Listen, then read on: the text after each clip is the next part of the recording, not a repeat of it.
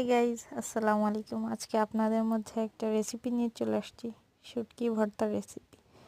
প্রথমে পেঁয়াজ, মরিচ আর রসুনগুলোকে কুচি করে তেলে সামান্য একটু তেল দিয়ে ভেজে নিতে হবে।